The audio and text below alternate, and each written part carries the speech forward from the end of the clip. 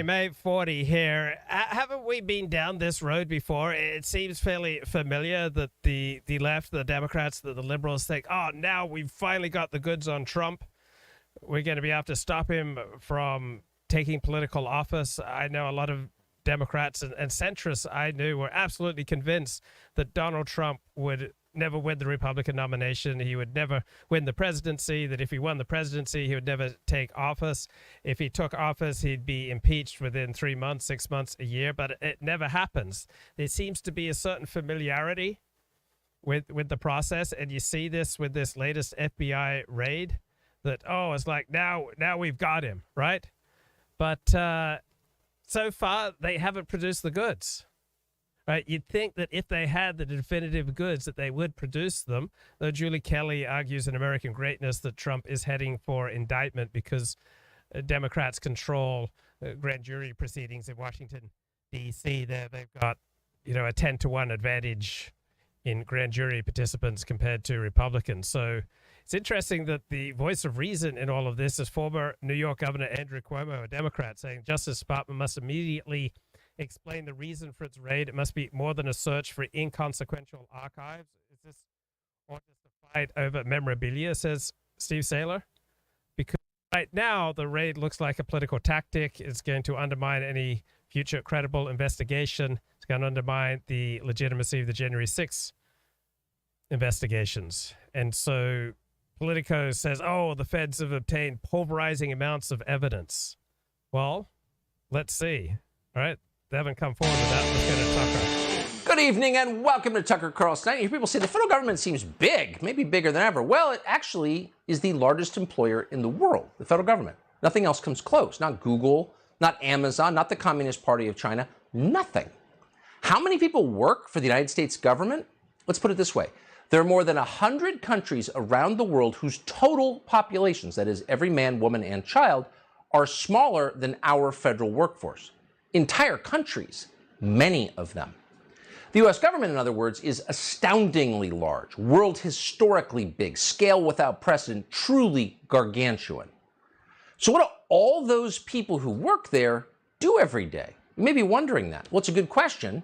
Actually, nobody's really sure, including many of the employees themselves. Fundamentally, the federal government is a mystery. Like the universe, it goes on forever. It makes you feel small thinking about it, which is probably the point. The good news is every once in a while, our government does something you can actually understand. That happened recently when Joe Biden signed a $750 billion piece of legislation called the Inflation Reduction Act. What does the Inflation Reduction Act do? Come on, what are you, slow? The answer is right there in the name. The Inflation Reduction Act is an act that reduces inflation. It's an inflation reducing act. And that's welcome news because inflation is indeed a problem. In fact, voters say it's the problem they worry about most. So Congress has decided to reduce it. That's how things work in Washington. You identify a crisis and then you pass a law making it illegal. Crisis solved. It's simple. Getting too hot for you this summer? No problem. Just have Congress write a law banning high temperatures. That's effectively our climate change policy. And as we know, it works. The science on that has been settled. Don't deny it. Now Congress has decided to bring that very same approach to inflation. Just command it to go down. You can imagine how terrified inflation will be when it discovers it's being reduced by our all-powerful Congress. Wait, it'll say in horror. You passed an Inflation Reduction Act? Okay, fine, I surrender. Gas is now $1.50 a gallon, hamburgers $2 a pound. Sorry for the high prices. That's the promise of this act anyway. But in real life, a lot of people are still wondering, how is this going to work? Hillary Vaughn from Fox was wondering that. So yesterday, she caught up with Senator Joe Manchin of West Virginia. Manchin is the man, the single man whose vote made this bill possible. Is the Inflation Reduction Act really going to reduce inflation, she asked? Here's how Joe Manchin responded. When it comes to inflation, is it misleading to call this the Inflation Reduction Act for Americans when it's not going to make their grocery bill cheaper? It's not going to make everyday goods cheaper for them. Why would it? Well, immediately it's not, but I mean, we never seen anything happen immediately like today. It's turn the switch on and off. So as Hillary Vaughn pointed out correctly, the law won't immediately make anything cheaper to buy. In other words, it will not reduce inflation. But Joe Manchin didn't deny this. He didn't seem bothered by it. In fact, his response was, why would it? Well, let's see, because you told us it would, you dishonest little creep. And then you printed another $750 billion of fake money, which is exactly the habit that caused historic inflation in the first place, all this fake money printing. So what's the upside of this bill exactly? Joe Manchin didn't say. Congressman Jamie Raskin of Maryland couldn't explain it either. Watch this. I know that those who've been blaming President Biden for the inflation going up are now giving President Biden all the credit for inflation going down. So we're moving things in the right direction already. And what parts of the bill do you think will quickly work on that specifically? Next question. I'm Jamie Raskin. I'll say anything. What parts of the Inflation Reduction Act will actually reduce inflation? Next question, says Raskin. He actually said that out loud, as you just saw. In other words, you've caught me lying, and I don't even care. Go away, peasant. So as it turns out, and we hate to break this to you, the Inflation Reduction Act may be a classic example of misinformation. Imagine buying a bottle labeled shampoo and finding out the hard way it was actually drain cleaner. It's like that. So if there's one thing we can learn from the so-called Inflation Reduction Act, it's that in Washington, words no longer have any meaning at all. The empire has officially entered its postmodern phase, where there's no connection whatsoever between the sounds that emerge from the mouths of our leaders and observable physical reality. Congress might as well have called this the Eternal Happiness Act. And why not? That'll probably be the name of the next bill Joe Biden signs. And we hope so, because we are long overdue for Washington to ban sadness. They ought to get on that. Not that this bill was even thought about by Joe Biden. Not that he even noticed this bill. Biden doesn't get too caught up in the meaning of words these days. Biden is definitively post-literate at this point. Here was the scene as he signed his most recent legislative triumph. Okay.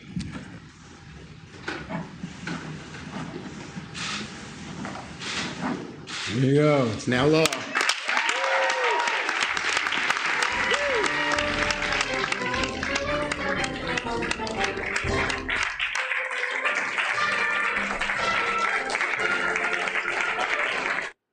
Okay, here we go. I might as well have put a sign on his desk saying, this guy has no idea what he's doing right now. Because he didn't, and it couldn't have been more obvious. The 1,000-yard stare was the giveaway. There were doughboys in Verdun who looked less shell-shocked than Biden just did. But the question remained, what was in the bill? Well, let's see. You'll be happy to know that this bill, the Inflation Reduction Act, includes $3 billion for the U.S. Postal Service to buy new electric mail trucks. So why would your mailman need an electric mail truck? No one has ever explained that, but your mailman is getting one. And China is getting even richer from the electric mail truck batteries, which it makes. So there's that. Then there's another $3 billion allocated to block grants for something called environmental justice. That'll be overseen by the EPA, which used to look after the environment, but now it's in the justice business. Environmental justice gets about $60 billion in this new legislation, which is great if you're in the environmental justice business, but it leaves the rest of us wondering, what is environmental justice actually? Well, according to the bill, it means, and we are quoting here, facilitating engagement of disadvantaged communities in state and federal advisory groups, workshops, rulemakings, and other public processes. Okay, that sounds confusing, but also expensive. In all, the EPA alone gets more than $40 billion in this bill, including more than $30 billion for so-called disadvantaged communities. What are those? Well, they're not really defined. People who vote for Joe Biden. So what it really means is the EPA is going to spread more identity politics and race hate. Are you sick of that yet? The Biden White House is not sick of it. They're all in. For context, to show you just how all in they are on that, the total annual budget of the EPA currently stands at about $10 billion. So this is a lot of money flowing to equity and the disadvantaged. And of course, everything hangs on definition. So who gets to define what disadvantaged is, a disadvantaged community? Well, that would be the EPA's administrator, a guy called Michael Regan. This is a guy who's in his late 40s who has never had an actual job in his life. He's never worked for real business of any kind. But he does have priorities, and to give you some sense of what they are, we'll tell you what he told The Daily Show this year, and we're quoting, "Everything I do at EPA is through the lens of environmental justice. Contracting, procurement, air quality, water quality, land management starts with, are we protecting the least among us, those who have lacked political representation and those who have not been at the table for decades," end quote. So really, this is about spreading race hate, as virtually everything they do is. They call it equity. It's not about protecting the environment. And if you're wondering how the environment's doing, take a very close look. Is anyone monitoring the chemicals in our water? No! We're busy conducting workshops for billions of dollars with disadvantaged communities. Right. So that may not be helping the environment, but it's definitely not reducing inflation. Inflation reduction is not the same as protecting people who lack political representation. That's, of course, Joe Biden's base, the 81 million who voted for him. That's what this bill is really about, rewarding his voters. That would include virtually every bureaucrat in Washington. They do very well in this bill, of course, as long as they promise to spend it on equity, however they want to define that. There's $25 million for the Government Accountability Office to determine, quote, whether the economic, social, and environmental impacts of the funds described in this paragraph are equitable. The bill also calls for $10 million to be spent on equity commissions within the Department of Agriculture to combat racism. In other words, to commit racism. Really, not since the German government 80 years ago has any government ever paid closer attention to people's genetics. That's true. And yet no one notices it for some reason. Well, we do. There's more than $2 billion for the General Services Administration, something called the Federal Permitting Improvement Steering Council. That gets $350 million. The Bureau of Indian Affairs gets $220 million. The Office of Native Hawaiian Relations gets $23 million. And it's not just bureaucrats who are getting paid. There are billions of dollars in new tax credits. Who do those go to? Joe Biden's donors. Of course, not to you. Are you in private equity? No. No, you're not. So you don't get anything. Biden described these credits yesterday. The Inflation Reduction Act invests $369 billion to take the most aggressive action ever in confronting the climate crisis and strengthening our energy security. It's going to offer working families thousands of dollars in savings by providing them rebates to buy new and efficient appliances, weatherize their homes, get tax credit for purchasing heat pumps and rooftop solar, electric stoves, ovens, Add dryers. that for a second. So you watch that and you realize maybe they are going to run him again because he doesn't actually exist. He is merely a conduit through which they change America. He has no idea what he's saying. He reads the script. He seems kind of non-threatening and out of it. That may seem embarrassing to you, a problem to you. You wonder, what does his wife think of all this? It's so demeaning and degrading. It's cruel to do this to a guy, feed him full of drugs and have him read someone else's script. But if you're trying to change the country really fast, this is very useful to you. So of course they're going to run him again. So again, to the bill, a nonprofit called Rewiring America, which supports this bill, decided to figure out how much money Americans are eligible to receive from the Inflation Reduction Act based on zip code, household income, tax filing status. So according to Rewiring in America, a married couple with one child in San Francisco, earning the median household income there of $120,000, would be eligible for nearly $12,000 in tax credits. But according to that same group, that same family of three making the median income in Youngstown, Ohio, for example, would be eligible for just $81 in tax credits. Ooh, that's weird. So the middle class gets shafted while people making 120 grand in San Francisco make out. Okay. So most Americans who are making middle class wages would be eligible for more savings only if they're willing to go out and spend thousands of dollars on things like a new heat pump water heater, an electric stove, or a heat pump clothes dryer. Right, none of which work very well. But the bigger issue is that all these tax credits for Joe Biden's base are going to increase inflation. This is the same thing that happened to college tuition when the government subsidized it. It got much more expensive. Perfect. And that's already started. As the Washington Examiner has reported, electric vehicle manufacturers are now raising the price of their cars now that the so-called Inflation Reduction Act includes a $7,500 tax credit for electric vehicles. Quote, ahead of the Inflation Reduction Act extending the tax credit of up to $7,500 for purchases of new electric and hybrid vehicles, Ford and GM announced price increases at similar rates. You following this? So the government pays you back your own money to buy a product, and then the manufacturer of the product raises the cost of that same product by the same amount. Oh, so it's a subsidy for them, not savings for you. Last week, Ford announced price hikes between $6,000 and $8,500 for most of its lineup of its F-150 Lightning electric vehicles, while General Motors upped its electric Hummer costs by $6,250 last month. So what is that? They don't want to answer the question because the only potentially deflationary aspect of this bill is the tax increase, which is, of course, probably not a good idea when you're in a recession. But our government is not willing to cut spending and stop printing money, so instead their solution is to take money from you. This is classic, right? So you print all the money you want because you hold the reserve currency, and then when inflation goes up, you just try and pull it out of the system through taxation. That's modern monetary theory. Look it up. According to the Congressional Budget Office, this act will cost the middle class $20 billion a year in new taxes. The Joint Committee on Taxation has concluded that under this bill, 61% of taxpayers making between 40 and 50 grand will see a tax increase. 91% of Americans making between 75 and 100 will see their taxes go up, and 97% of Americans making between 100 and 200 will see their taxes go up. So if you're making 100 grand in Arlington, Virginia, are you rich? Oh no, you're barely scraping by.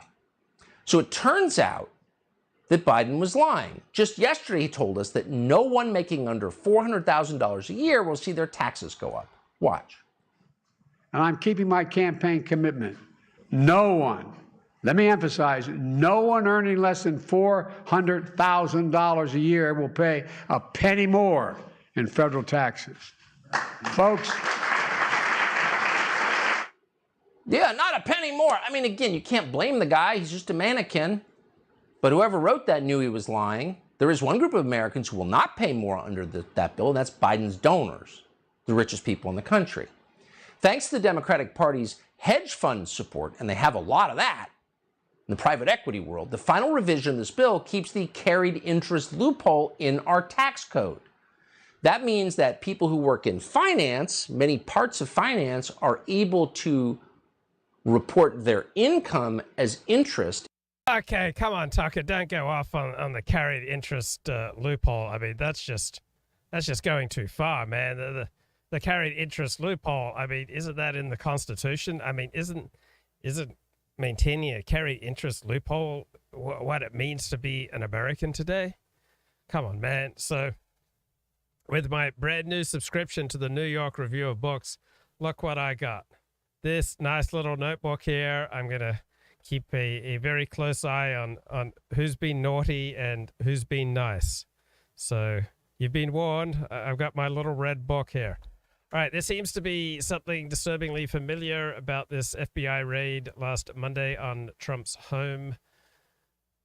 And you notice on the first day that there was like giddy mainstream media reactions that the feds obtained pulverizing amounts of evidence against Donald Trump.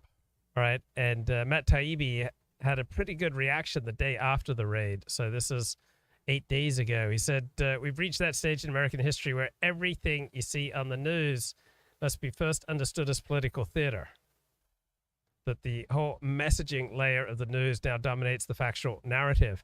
And one place you see that is in all the news articles about the Inflation Reduction Act, how it's a major victory for Joe Biden.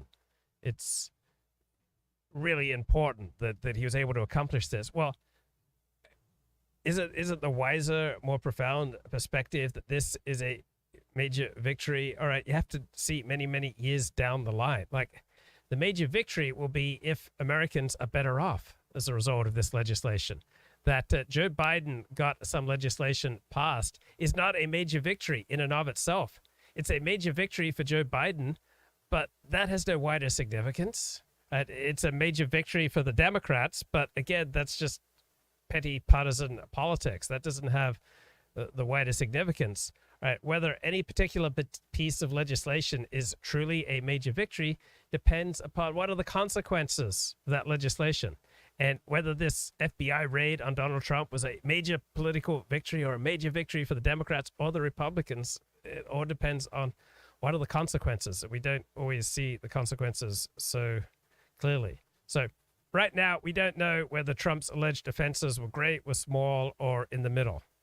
But this is a big story because there's tremendous political risk inherent in this decision to execute the raid. Because if it backfires, if there isn't great substance there, the Biden administration took the world's most reputable police force, writes Matt Taibbi, and turned it into, partisan cops, right? So we may be looking at simultaneously the dumbest and most destructive political gambit in the recent history of this country since the invasion of Iraq in 2003. So the New York Times the next day reported that the crime that Donald Trump had committed was a delayed returning of 15 boxes of material requested by officials with the National Archives. Oh my God. I can't believe Donald Trump delayed returning 15 boxes of material requested by the National Archives. Definitely send in the FBI. So if that is what it's all about, right, memorabilia, if it's not tied to January 6th or more serious offenses, then the Justice Department, the FBI, just committed institutional suicide. I mean, no matter what you think of Trump, all right, despite all the early reports of cheers in the West Wing and that mood in the mainstream media of celebration, right? But we're now 9 days on from the raid, and we don't have any evidence that Donald Trump committed a crime here. And so there are whispers in the news business that editors are striking down a lot of jubilant language, and you can even see this playing out on cable TV. So even the most craven of the on-air ex-spooks are kind of crawling backwards from their buzzwords. So you see MSNBC talking about Trump raiding, the FBI raiding Trump's Mar-a-Lago home, and then they update their language to execute a search warrant. And we've seen this kind of numbing pattern of rhetorical slippage in coverage of all sorts of investigations into Donald Trump. All right, so initially, they've really nailed him this time, that the authorities had probable grounds to believe a crime had been committed. And the affidavit in support of this search warrant must be something else, says a Harvard-trained former assistant U.S. attorney, and you have all this hyperventilation. But how many people remember all the other times that this exact rhetoric was deployed in an interminable list of other Donald Trump investigations, only to backfire later? So the critics and opponents and enemies of Donald Trump have done, a fairly effective job of limiting him. So once Trump won the 2016 election, they did everything they could to limit him, and they were moderately successful, and they denied his re-election bid. But it just seems to be kind of a numbing familiarity with this, great waves of elation, and then the days and soon weeks start going by, and you realize that there isn't substance to back up the elation. So Julie Kelly writes in American Greatness that's inevitable the Justice Department will bring criminal charges against Donald Trump, that this FBI stunt at Mar-a-Lago is part of creating the optical illusion that Donald Trump is guilty of any number of crimes related to January 6th or the mishandling of secret government documents or both. So it seems like Attorney General Merrick Garland and the whole Justice Department are fairly busy trying to build a public case against Donald Trump. Any indictment would be the result of a grand jury investigation, and these proceedings will be held in Washington, D.C., in a courthouse filled with loathing for Donald Trump and his supporters. So grand juries are composed of residents of Washington, D.C., who gave Donald Trump 5% of the vote in 2020 and 4% of the vote in 2016. They've already issued hundreds of indictments and thousands of criminal charges against January 6 protesters, right? This includes charges against 16 January 6 protesters for seditious conspiracy. Right, this is a rare criminal offense for which no American has ever been convicted, but they're bringing it up against January 6 rioters. And so far, Merrick Garland's Justice Department is completely undefeated in jury trials of January 6 defendants. Right, so Washington, D.C. juries are returning unanimous guilty verdicts on every single charge in 7 trials since March. And they're not allowing any of these trials to be moved outside of Washington, D.C. So these D.C. district court judges are denying every application for a change of venue. So this is the legal and judicial circle of hell now coming for Donald Trump.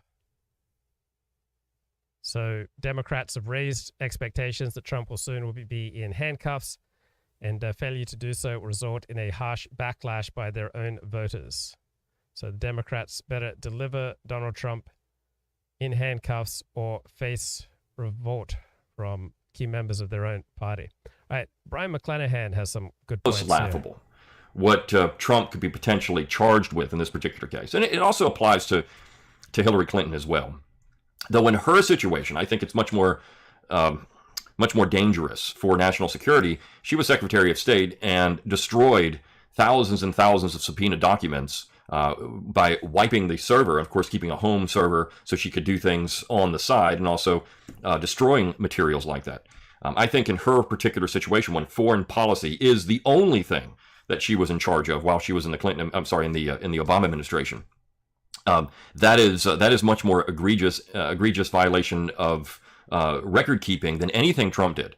In fact, the only thing that these people want to get out of Trump essentially is, did he write down stuff about insurrection? Right? I mean, this is what it comes down to.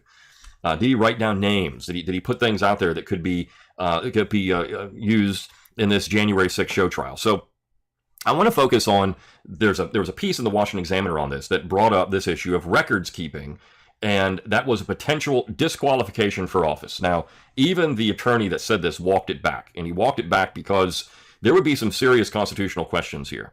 And what I mean by that is that the qualifications, as he admits, for president are spelled out in the Constitution. And this would have to be, you would almost have to get this Trump disqualified under the 14th Amendment if you were going to do it, not under some, sunshine law, essentially, which is what this is. We're talking about a sunshine law here. Now, the idea of sunshine laws is to prevent corruption in government. And we know, right? I mean, one of the things the founding generation was worried about, and one of the things they thought was an impeachable offense, at least when they spelled it out during ratification, was corruption. And this is something that's very, very serious charge. We don't want corruption in government. And the sunshine laws, of course, are designed to prevent corruption because you have to do everything out in the open. One of my favorite presidents, Grover Cleveland, was really good on this. When he was governor of New York, he would hold meetings in his office and keep the door open, and people would come in and try to bribe him and do things, and he would speak very loudly so everyone could hear what was going on in the meetings so that he would expose corruption. We know the Republican Party in the late 19th century was so corrupt that the purists, people like Charles Sumner, bolted the party. People like Horace Greeley, they left the party because they could see that it was just a den of corruption, a bunch of snakes, reptiles. Corruption's what made it great. Hamilton always wanted a little corruption because the corruption drove people. It drove the engine of things, right? People trying to get around the system. So fast forward into the 20th century, and of course we have all of these things happening in America. You have the Cold War, you've got World War II, you have all this stuff happening, right? But the Cold War is the big one. The Cold War is the big one. The Cold War is the big one because there was all this discussion about infiltration in government and fifth columns and communist influence in government. And so it wasn't, the idea was to try to root this out by ensuring that records were properly kept. That was, on the surface, that's what the argument was. We need to make sure that the president keeps all the records and these people in office keep all their records. You can't destroy this stuff. You can't flush it down the toilet, which is, of course, there's images now of Trump flushing, or somebody flushing stuff down a toilet. Could have been Trump, but with handwritten notes. So what we've done essentially is criminalize taking notes and not passing them on to the principal. I mean, this is what's happening, right? The bureaucracy, the deep state. This is prime for bureaucrats. They love this stuff because the bureaucracy, the pencil pushers, the paper shufflers, these people want to make sure that you have every single piece of paper. So ostensibly to prevent corruption, but more importantly, to backtrack what you've done and actually get you. These are gotcha things, right? This is what the design of this is. Now, a lot of this stuff is kept under lock and key at the National Archives for a certain amount of time. And maybe we don't keep these things. Historians can't properly document things. We know that people stole stuff out of the National Archives all the time. And of course, as the piece I'm going to go into says, most people are never prosecuted for this. They just hand the stuff back over and everything's okay. Yeah, don't worry about it. Go on your way. You might get a fine, or maybe you can't go research at the National Archives or something, but you're not thrown in jail for it, right? But that's the design here, to make sure that people can get people. This is bureaucracy being the nanny state. It's the nanny state with elected officials. I mean, this is what's happening. Now, to give you some historical perspective, I will in a second when I get through some of the piece, because this is a new process in America, something that would have been scoffed at by members of the founding generation, even into the 19th century. So this is from the Washington Examiner. Trump disqualified from holding office. Clinton-linked lawyer points to U.S. code after FBI raid. With news of the FBI raiding Mar-a-Lago, buzz quickly bubbled up Monday evening about whether former President Donald Trump could be disqualified from holding office again. The FBI search of the Florida resort was related to Trump's handling of presidential records, including classified documents after leaving office, sources told CNN.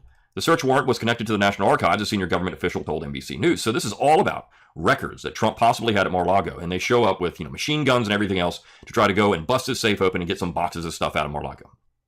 Again, the idea is to get Trump, right? To find some way. I mean, this is really searching in the dark now. We're trying to find something. They know that there's not really enough evidence. In the January 6th is not produced enough. It's all suspicion. Even Jonathan Turley points this out. There's not really much action here. It's all discussion. So if Trump's taking notes, a note can now be used as evidence that Trump was doing something wrong. But of course, he never acted on any of this, really. I mean, none of this. Right? So that's the point. They know they have nothing. They know all that they're doing is just tarnishing his name. Well, this guy was thinking about this. Well, when is thinking about something actually a crime? It's not. Only if you act on it, then it becomes a crime. Now, remember, I talked about this on Monday. Suspicion of something now can be used for indefinite detention in America. Suspicion. So there's suspicion that he was doing this. There's suspicion. This is where we're criminalizing thoughts in the United States. And this is where this stuff gets a little bit crazy. The piece continues. Such reporting had Mark Elias, the top lawyer for Hillary Clinton's 2016 presidential campaign, who was drawn scrutiny for his role in pushing Trump-Russia collusion claims, pointing to U.S. Code Title 18, Section 2071, quote, "The media is missing the really, really big reason why the raid today is a potential blockbuster in American politics," Elias said in a tweet. The first subsection says, "Whoever willfully and unlawfully conceals, removes, mutilates, obliterates, or destroys, or attempts to do so, or with intent to do so, takes and carries away any record, proceeding, map, book, paper, document, or other thing filed or deposited with any clerk or officer of any court of the United States or in any public office or with any judicial or public." Okay, so let's put this into some more context. I was getting into an argument with two aficionados of Japan when I was in Australia, and they pointed out that Japan can't declare a state of emergency. That is forbidden by their constitution. And so you don't have to be concerned about Japan declaring a state of emergency, for example, to combat COVID or to fight against China. And my response, you really think that Japan would risk its survival for some kind of, bureaucratic nicety that they will risk their well-being, the health of their nation, because it's in their constitution? And it's like, yeah, it's in the constitution that you can't declare a state of emergency in Japan. It's against the constitution. Well, the constitution's not a death warrant. Constitutions can be great, but you don't get to turn off your thinking, and you don't get to abstain from making decisions because you have a constitution. So I'm all for the rule of law, but the rule of law is never going to be a precise algorithm. It's never going to be just something that a computer spits out. The rule of law will always require people to make a decision, right? It will always have a substantial human and subjective component. There's no way around that. So in some places, you can drive 5 miles an hour over the speed limit and you're in great danger of getting a speeding ticket. In other places, you can drive 15, 20 miles an hour over the speed limit and you're in no danger of getting a speeding ticket, because people are applying the law in both places, and people have different incentives and they have different informal policies. So it's like trying to understand how your new job works. Do you get most of your information from the job manual, or do you pick it up from gossip? So in the final analysis, someone has to make a decision. Merrick Garland and the Democrats made a decision to arrest Donald Trump to try to buoy up their supporters and their turnout for the midterm elections, just like John F. Kennedy risked a nuclear war with the Soviet Union by throwing down in a massive confrontation over Cuba right before the 1962 midterm elections. And George W. Bush, large part of the reason he invaded Afghanistan in 2002 and Iraq in 2003 is that he thought that would be good politically for himself and for Republicans. So we have bureaucracies and we have procedures and we have laws, but man does not live on law alone. So our Secretary of State, Anthony Blinken, likes to talk about the rules-based international order. And rule of law is great, but we're not going to sacrifice America's well-being to the rules-based international order. If the rules-based international order is going to prevent America doing something that is vital for its national self-interest, America is going to ignore the rules-based international order. Right? You just can't escape making a decision. The primary purpose of every state is to survive.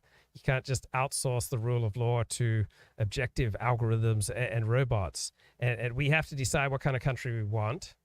And we have to decide how we're going to apply the law. And now that it seems so blatantly political, what Democrats are doing with the Justice Department raiding Donald Trump, now it's inevitable that Republicans will respond in kind. Now, FBI agents are going to be in increased danger. I don't see why the FBI agents who carried out this raid should maintain their anonymity, right? Most people in the workplace have to be accountable for what they do. If an FBI agent is appalled by what's going on with the FBI, then he needs to leave. There's going to be massive blowback against the FBI because of the choices of the FBI. Well, let me rephrase that. Because of the choices of the Justice Department and how they deployed the FBI. Those FBI agents who carried out the raid didn't have agency. They were just tools. They were just instruments.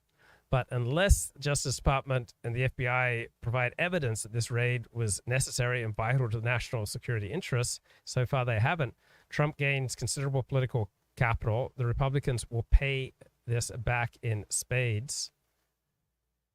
And you can't just take rescue in the rules-based order. And another thing that's going on here is that to be a good person since the Enlightenment is to be an increasingly controlled person. It's to be a secularized type of Protestant. So from a Jewish perspective, Protestants seem fake because Protestants are very nice, right? Protestants are much less likely to complain, to vent, to get angry, to get passionate, to lash out verbally compared to Jews. Like Jews and other Middle Eastern people and Southern Europeans, all right, that type of Mediterranean Catholic, they're much more visceral, they're much more emotional, they're much more likely to tell you what's on their heart and mind, while Protestants have a religious tradition, which is in large part a reflection of their genetic archetype of they evolved in a climate where it pays to be very self-controlled, to be very careful about what you say and do. So since the Enlightenment, we've had this kind of internalizing of this secular Protestant approach to life where you're very careful about what you say so that you're not racist, you're not sexist, you're not bigoted, that you're always maintaining inside yourself, as demonstrated by the smallest gesture and the smallest words, that you are saved, that you're one of the elect. So I grew up a Seventh-day Adventist Protestant, and if I had told someone to F off, they would have had great concern about my heavenly salvation.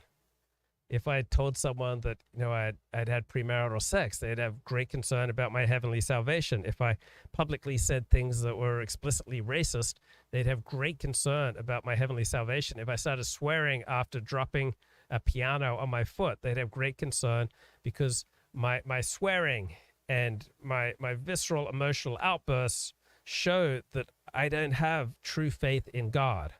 And so now we get the secular version of this where people are expected to internalize such an incredible level of self-control that they never even say or note down bad words, that they're not sloppy with paperwork. And there is this essentializing of the virtue of self-control. Self-control is a wonderful thing. But just because somebody says F you, right, there's no inherent quality that you can then attribute to them. All right, they're not necessarily a threat to you. They're not necessarily likely to be violent or to break the law. But there is in the liberal left this attribution of essential qualities to people who don't maintain this high level of internal self-control. So if you slip and you say something racist or sexist or bigoted or ableist or ageist or lookist, right, you've then shown that you're not one of the good people, that you're not saved, that you really haven't internalized what our society is all about. And I think this is what Brion McClanahan's talking about. Public officer of the United States shall be fined under this title or in prison not more than 3 years or both. The following passage then that says anyone, quote, having the custody of any such record, proceeding, map, book, document, paper, or other thing, willfully and unlawfully conceals, removes, mutilates, obliterates, falsifies, or destroys the same, shall be fined under this title or in prison not more than 3 years or both, and shall forfeit his office and be disqualified from holding any office under the United States, was the one Elias highlighted.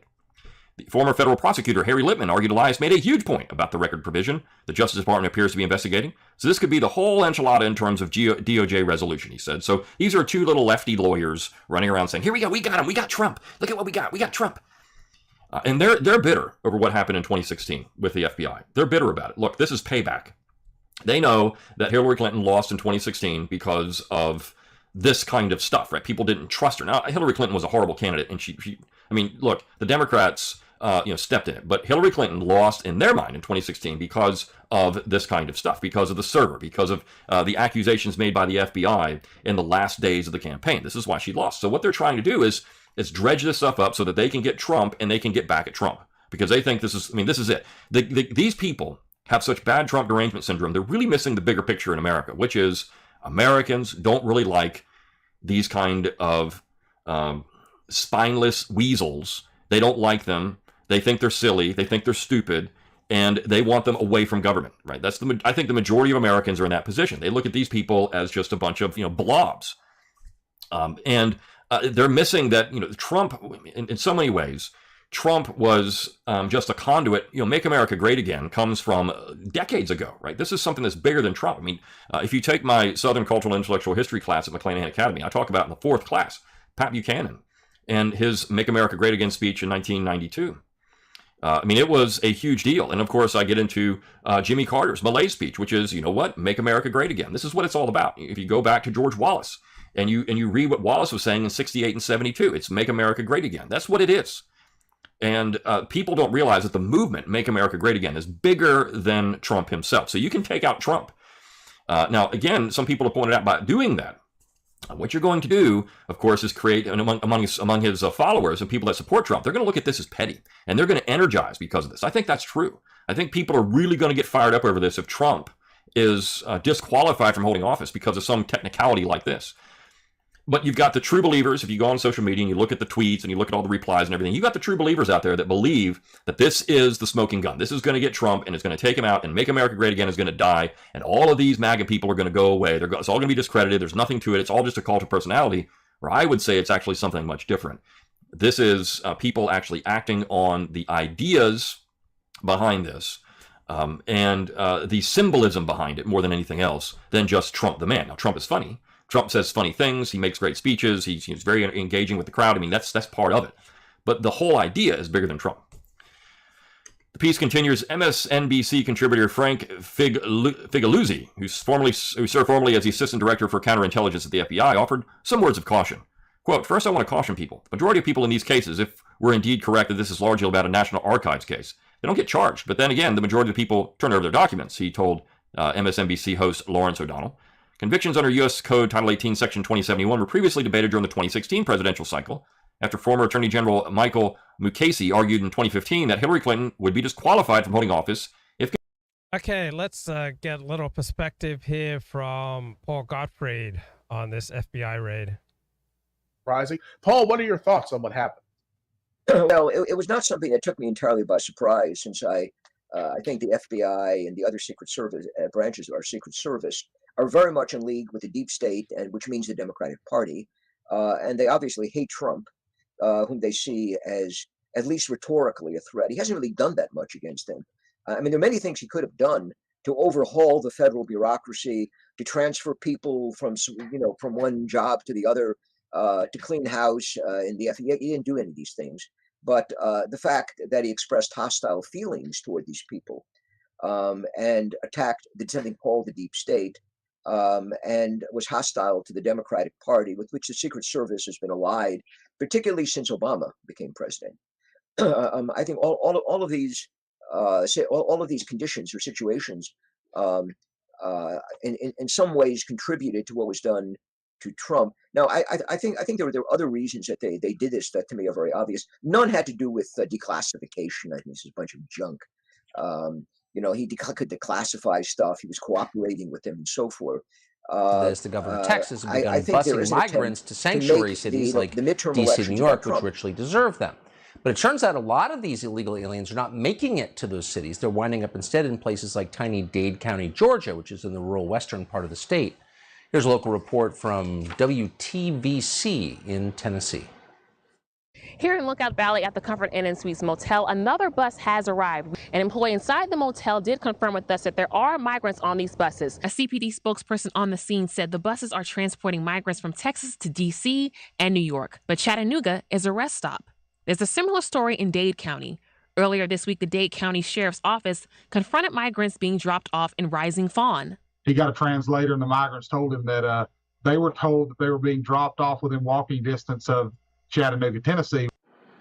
Ray Cross is the sheriff of Dade County, Georgia. We're honored to have him join us tonight. Sheriff, thanks so much for coming on. What are you seeing in your county? Okay, let's get more from Paul Gottfried on this FBI raid last Monday. And as soon as this outrageous thing was done to Trump, immediately, his base rallied to him. Republicans who didn't like him had to come out and say nice things about Trump.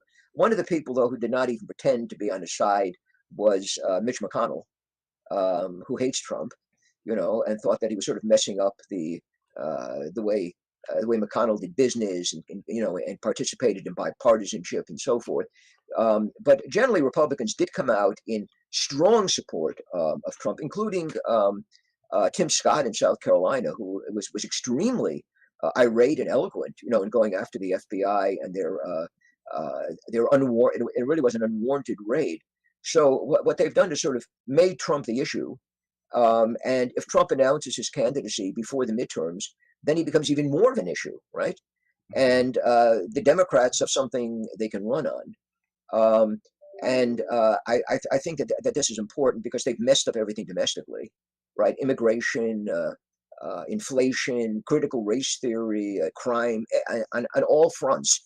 And they've been very unsuccessful. But what they've been able to do by raiding Trump's house, as well as passing this inflationary anti-inflation bill and hiring, in which they have to hire 87,000 new IRS agents to go after people, what they've done is appeal strongly to their base. I mean, their base is profoundly ideological. It is anti-bourgeois. It is anti-American. It is against normal people.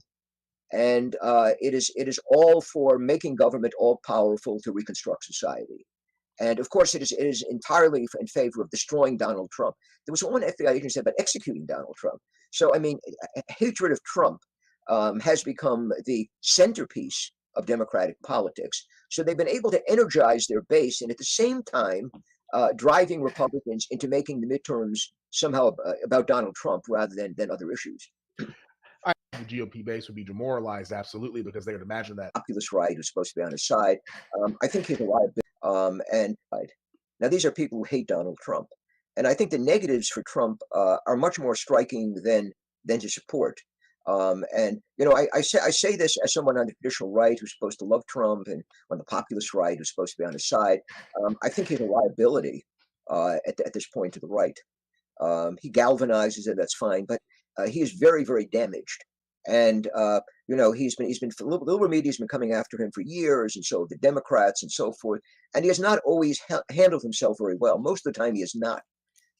He has made wild charges. He's fought with rap stars. He's behaved in a very undignified fashion. I think by identifying with him, the Republican Party may make itself more vulnerable, in my view. And I say this with profound regret because I do not dislike Donald Trump, and I think what is wow.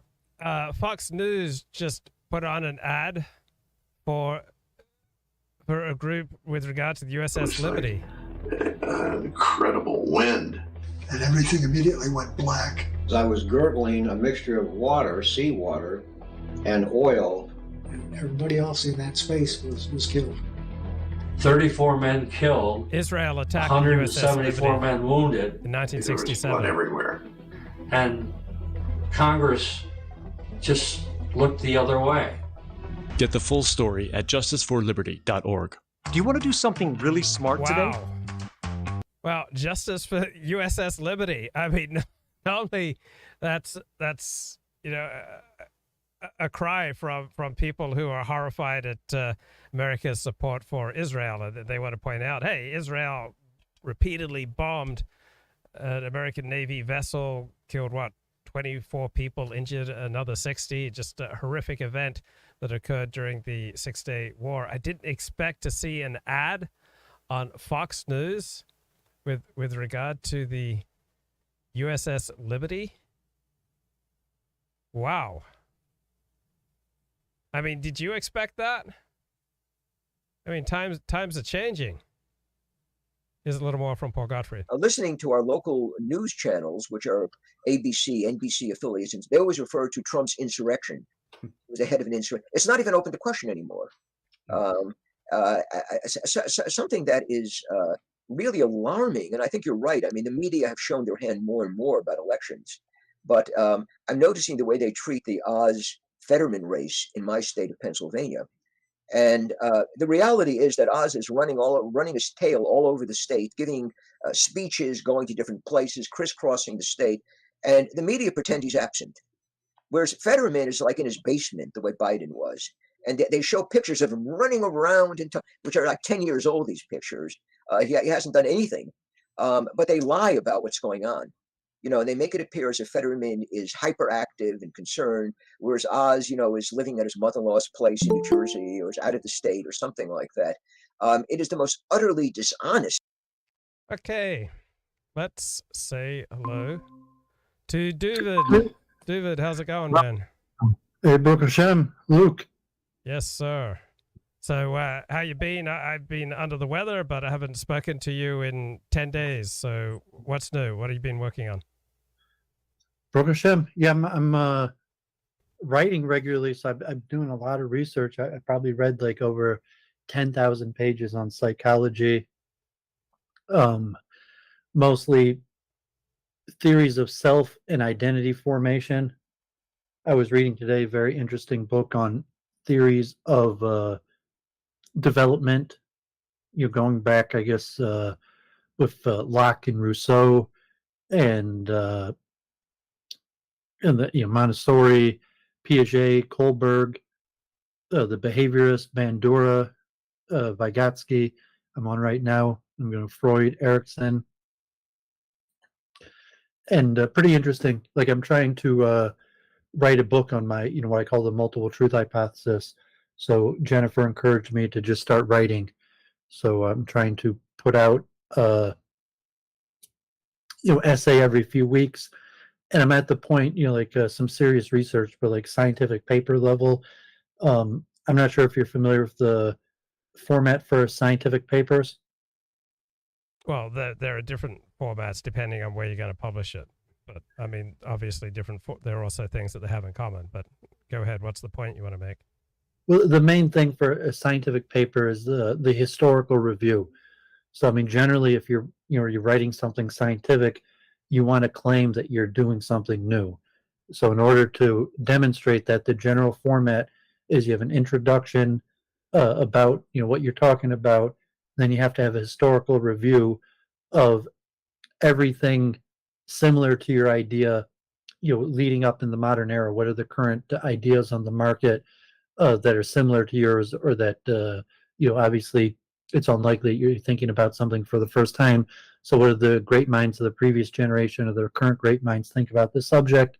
Then you lay out, if you actually do research or tests or experiments, but you lay out what you're saying. And then you have to have an analysis which says, okay, now that I've explained what I'm talking about, I have to put that into, what significance does that have to the current, marketplace of ideas? How might it change the direction of research? I mean, the book on conservative phobia, that's obviously a huge book. Most scientific papers are, an average of like 10 pages. So, right now I'm trying to do the due diligence of the historical review. And so I'm really trying to read a whole bunch of psychology and philosophy books to see what people have actually said on these subjects. Well, you said that you found it very interesting. So give me an example. What are the things that you found out that have surprised and intrigued you? Well,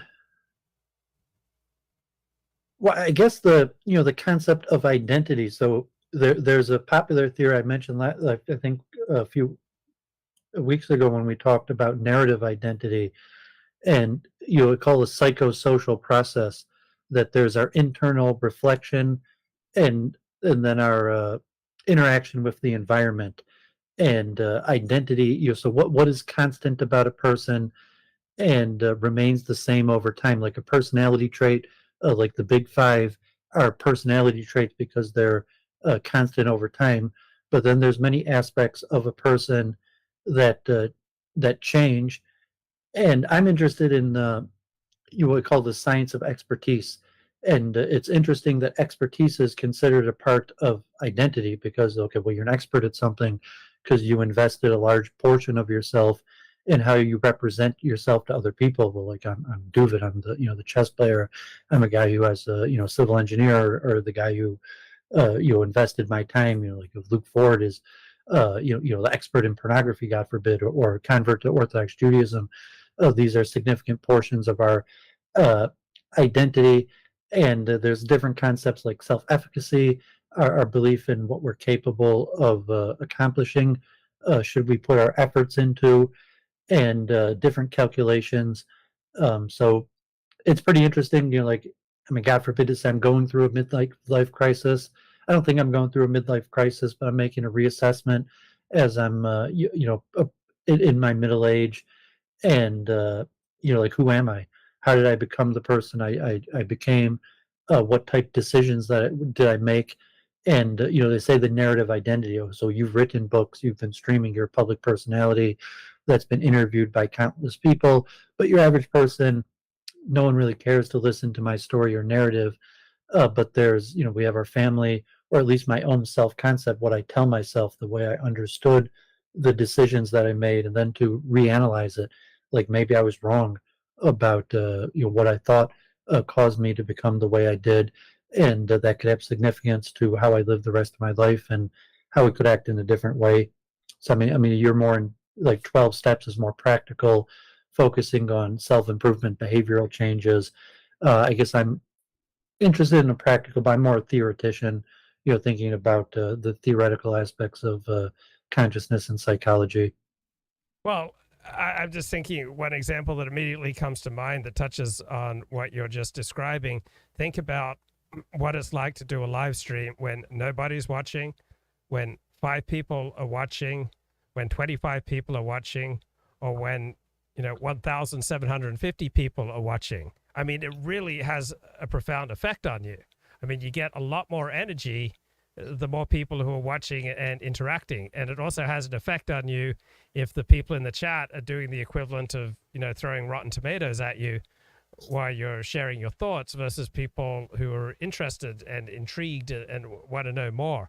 So just that variable of the number and the quality of viewers that you get is going to have a tremendous effect on your confidence level, on your energy level, on the coherence of your thought. When you're feeling at ease with yourself, your thought tends to be much more smooth.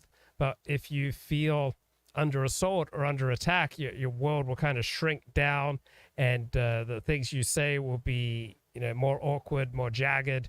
Your movement will become more awkward. You'll develop all sorts of unnecessary compression and tension patterns in your throat, in your neck, in your face, in your stomach, across your shoulders, across your back.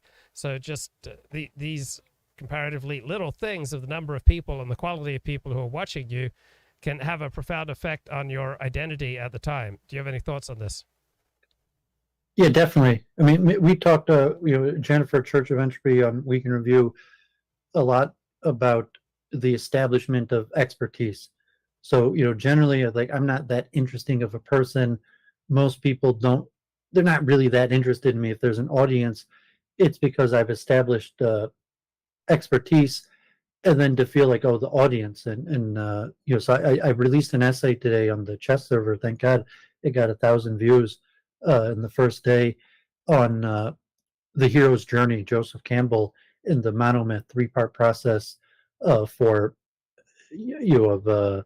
of myths or becoming a hero. Basically the and so I was tying that to expertise, that any person, I was just a general person, and then for whatever reason I worked really hard to acquire expertise, and now I'm here to give over my expertise, let alone, a hero in a small light, and you could be like a plumber or any professional that, that has credibility.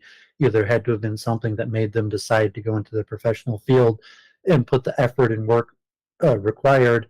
But you're like, oh, I'm having plumbing work at my house done, but do I really care my plumber's journey of why he decided to go into plumbing? Basically, I just want the job done right. And for streaming, I don't talk that much about myself, and I usually assume that people aren't that interested in me. So I've seen that I've had big streams where you've had a handful over 1,000 audience, and even semi-regular on bigger channels, and it's usually just giving over my expertise. And then if they come back to my platform, they're not really that interested. It's like, oh, now I'm Dooovid, you want to ask me anything? It's like, no, I don't really have anything to ask you. You're like, aren't you curious about like who I am or like my biography? Is like, no, not really. And my mom was a powerful lawyer, my father was a doctor. I think they had that kind of also where the people really don't care about your your history. Maybe in Hollywood it's a little bit different, where they're like, oh wow, I'm fascinated with this person. Who were they? How did they become who they became? Or if people just accept, well, they went through some sort of hero's journey, and at the end of the day, they were probably just some nobody that worked really hard to acquire these skills, and now now that's who they are. Okay, why don't you DM me a link to your essay, and I'll just play some audio here, and why don't you DM me a link, and I'll take a quick look at it, and we'll resume the discussion in a couple of minutes. Okay.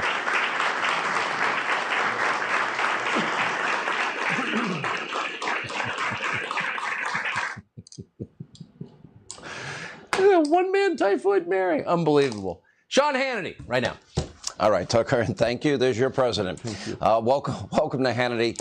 All right, tonight the people of Wyoming, they have spoken, and after losing by nearly 40 points to Harriet Hageman in last night's primary, Liz Cheney's days in Congress now are officially numbered. Liz sadly could not see the forest through the trees. She allowed her hatred for Donald Trump and Trump supporters to consume her.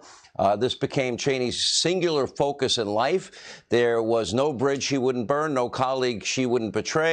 Okay, I'd have to. I just took a quick look at the essay, and there's nothing that I'm able to react to right now. So this is going to be the first in a long series of essays, Dooovid?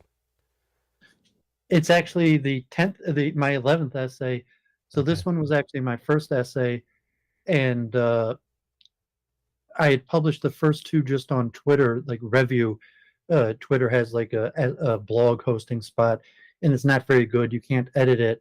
So on the third one, I started posting on the chess server, and so I've done 11 essays, and so this was actually the first essay that I just revised and posted on the chess server. And I was talking about the establishment of credibility or expertise. So I think like generally like, oh, I don't want to listen to Dooovid. Like, what does he know what he's talking about, or more than all these other people that think they know what they're talking about. But on the chess server, I'm a pretty good chess player, so I think it adds credibility, and so it has over 1,000 views. I'm averaging in the high hundreds of views on the chess server, as opposed to Twitter. I'm only getting tens of views on my blog. Okay, and so what are the key components of the hero's journey? The hero's journey comes from Joseph Campbell, and I guess he wrote in 1949, where he says there's three generic processes of departure, initiation, and return, and he subdivides these into 17 steps. But the concept is that all heroes, all myths, biblical prophets, great people, have this basic three-step process where they're kind of like an average person, and then they depart and leave society, and so that's the first step, is being departing regular life. And the second step is like an initiation process where they're given some sort of special wisdom. And then the third part is the return, the triumphant return, where now with this special wisdom they're able to come back into everyday life and transcend it. And so Moses is a great example, who he takes, I guess, high birth and is in Egypt's house, but he goes into the desert and he's revealed God.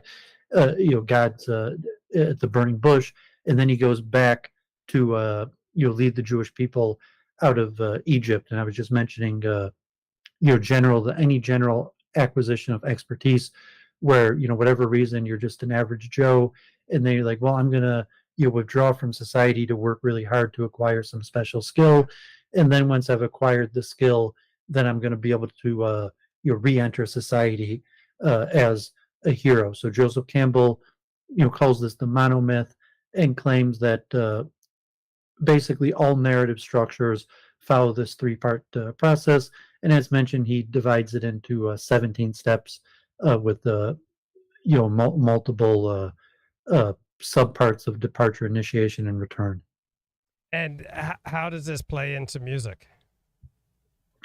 So I put that most music has this same three-part structure where you have a key where there's a low key introduction, then introduction of dissonance, and then the high part that has like a resolution of dissonance, usually the chorus. So like I did on Week in Review a few, like maybe a classic rock song. Maybe you're familiar with Steppenwolf's "Born to Be Wild." Mm-hmm. Get on get on the highway, looking for adventure, whatever comes my way, and then it's like a second part, like a true nature's child. We were born to be, and then the high part, born to be wild. So it has this most popular music, synagogue music also, like most Lechad Dodi, has like a general two-part structure, but if you pay attention to Jewish tunes, it usually has like mirroring the God's name, Yod He Vav He, an A, B, C, B structure where the chorus is on the high part. So it was my adaptation to the general Joseph Campbell's monomyth to music. And I'm not sure if you're musical or read musical notation or have like a memory of songs to, like a popular song to be like, oh, part one, part two, part three, or recognizing that, that it's repeating a certain part. Right. So, I mean, music and literature, in large part, they depend upon a feeling of comfort by giving you what you expect and what's familiar. At the same time, if they only give you what you expect and what's familiar, you'll get bored with it. So they have to always introduce some dissonance against your expectations so that it keeps you interested, but not too much dissonance so that you become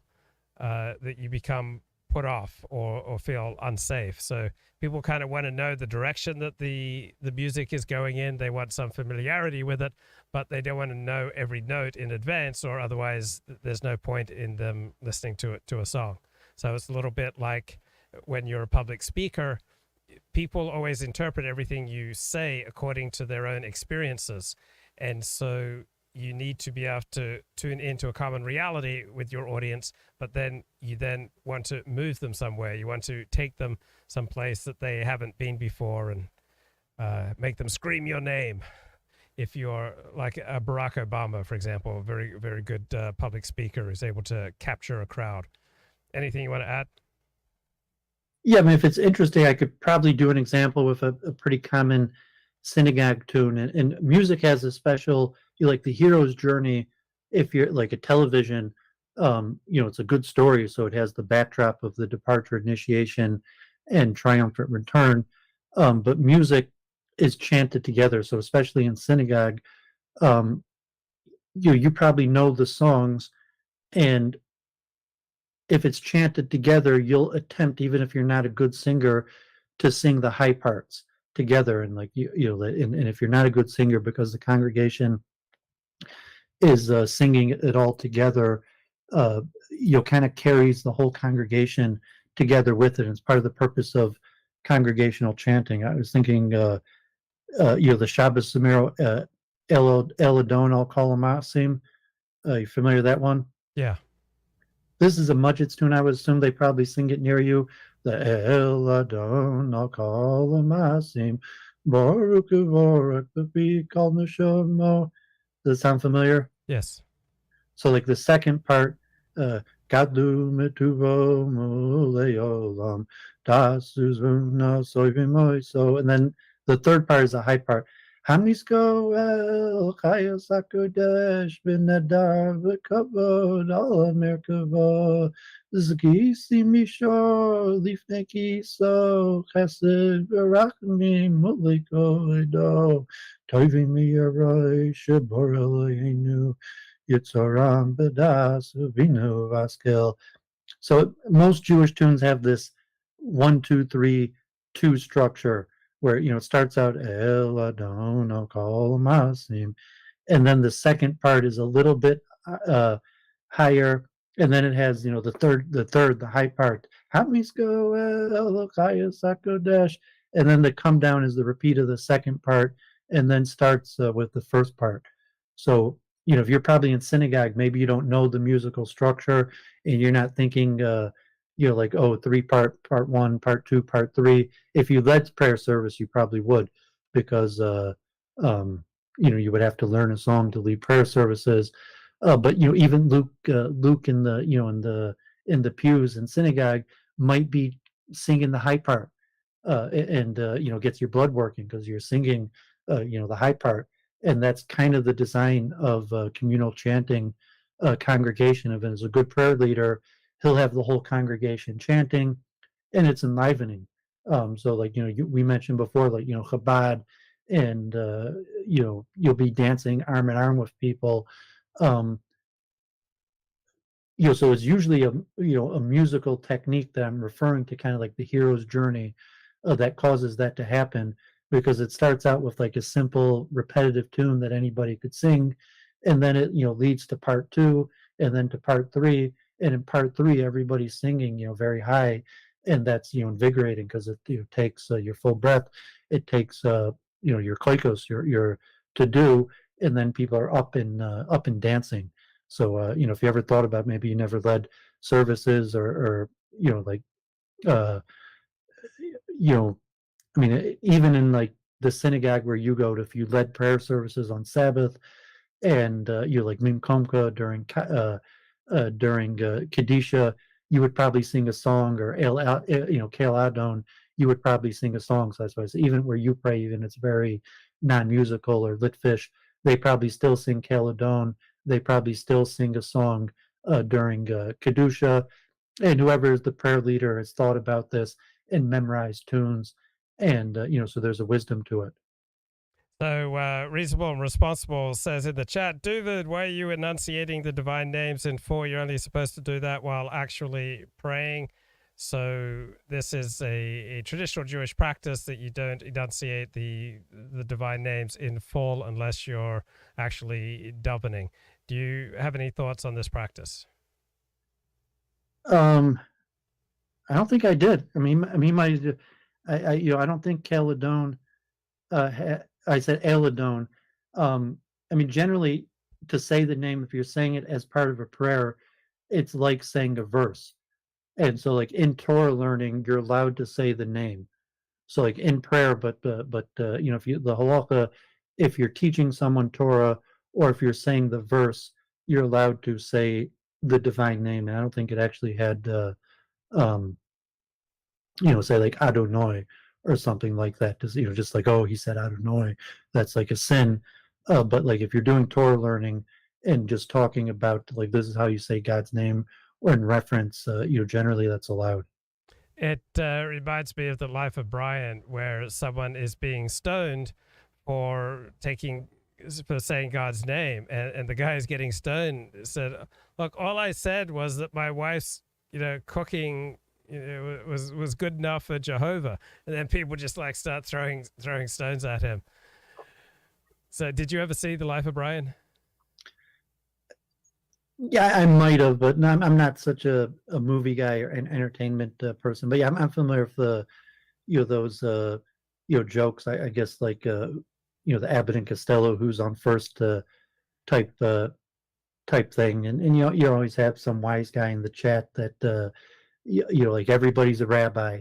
Like no one cares about Judaism, but then when you say something wrong, everybody in the chat's a rabbi. And when did you get this new chair? You got a gamer chair. I got it a few months ago already. Like, once I started making some money on my eBay business, I started, buying some stuff, and so one of the first things I got was a nicer chair. And are you happy with it? Yeah, I mean, it's not. This one was only like $200. It's not great. It doesn't lean back, like it has a little cushioning, and I could manually lean it back. Maybe I'll get a nicer one at some point, but I mean, it's definitely way comfortable than what I had before. Okay, so I want to read a little excerpt from Ernest Becker from this terrific book that I've been reading on conservative claims of cultural oppression, meaning the nature and origins of conservaphobia. So Ernest Becker was an intellectual, and he wrote about society and the individual and psychology, and he wrote about death and the development of our personality. So here he is. He says, you get a good feeling for what the self looks like in its extensions if you imagine the person to be a cylinder with a hollow inside in which is lodged the self. Out of this cylinder, the self overflows and extends into the surroundings as a kind of huge amoeba, pushing its pseudopods to a wife, a car, a flag, a crushed flower in a secret book. Or I remember when there was this girl I really liked, and I met her on a Friday night, and I got her to write down her phone number, and so on a piece of like Wrigley's chewing gum, and so that piece of Wrigley's chewing gum wrapping paper was forever special to me because of what it symbolized. So here's the self that's pushing outward, and the picture you get is of a huge invisible amoeba spread out over the landscape with boundaries very far from its own center or home base. Tear and burn the flag, or find and destroy the flower in the book, or God forbid, destroy my gum wrapper with Rachel's phone number on it. And the amoeba screams with soul-searing pain. So usually we extend these pseudopods not only to things we hold dear, but also to silly things. Ourselves are cluttered up with things that we don't need. They're just artificial things, sometimes debilitating ones. For example, if you extend a pseudopod to your house, as most people do, you might also extend it to the inventory of an interior decorating program. You might get vitally upset by a piece of wallpaper that bulges and a shelf that does not join, a light fixture that isn't right. Sometimes you'll see the grotesque spectacle of a marvelous human organism breaking into violent arguments or even crying over a panel that doesn't match. Interior decorators confide that many people have somatic symptoms or actual nervous breakdowns when they are redecorating. And I've seen a grown and silver-templed Italian crying in the street in his mother's arms over a small dent in the bump of his Ferrari. So I remember when I got my first car, it was a 1968, I believe, Volkswagen Bug. And that car was so precious to me. I would clean it inside and out. I love that car. But then when I got into a crash and really did a number on it, it was so painful to me because I love that car. So any thoughts on how we tend to extend ourselves outward, and so that then anyone who violates extensions of ourself that we may put into, say, a Torah scroll, or into a plant, or into interior decorating, or a house, or a home, or a flag, and people do damage to these exterior things, and we feel it as an assault on our own person. Dooovid. Yeah, I mean, like William James classifies the three: material self, social self, and spiritual self, and our possessions are part of our material self. Like our possessions are an extension of ourself, like our body, but it might be a false or a weak extension of the self to make our social self. So that if your social relations, and I remember like in New York, and like I used to really like Dr. Pepper or something like that, and it's like, oh, I don't really like this person, but then I find out that he likes Dr. Pepper too. It's like, oh, I can't really dislike him as much anymore. And for a period of time I drove like a nice BMW, and people liked me, just because of my car, or I had more money. I used to give more charity and get more respect, and then I didn't have as much money to give as much charity, and my respect level proportionally went down. So there's an element of the extension of self from possessions, social position, like I said, expertise, members, like roles that we play in society. That's natural.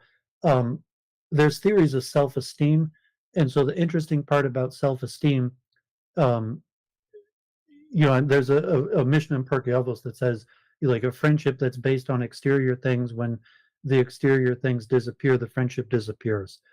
So in the same way, if your self-esteem is hinged upon things beyond your control, like social prestige or material wealth, and maybe even health or physical body shape or various things, if those things go away, your self-esteem will also deteriorate, or even like mental function, anything, everything is, nothing's permanent like that.